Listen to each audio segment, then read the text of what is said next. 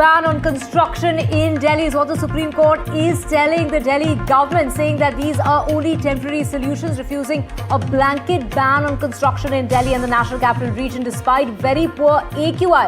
The Supreme Court has gone on to say that the environmental concerns need to be balanced as far as the approach is concerned in regard to development. And the bench also sought to plan from the centre this is a deadline that has been given of the 19th of November that aims at tackling the air pollution crisis, stressing the futility of temporary solutions. The top court has said the centre has to formulate long-term solutions in order to tackle the issue. In order to know more on this, we have my colleague Nupur Dogra joining us. Nupur, while noting that lakhs of families really depend on construction and their livelihood depends on it, and which is why they've taken this decision saying that there can't be a blanket ban.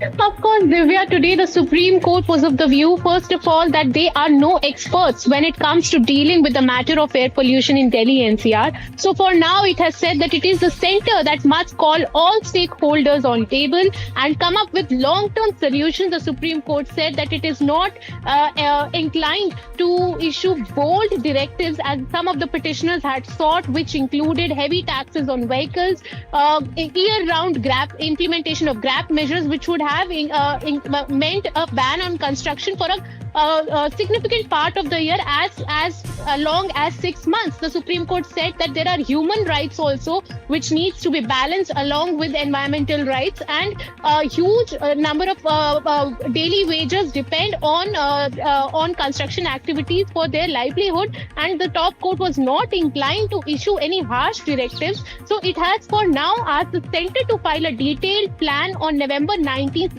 that is day after tomorrow, in the top court.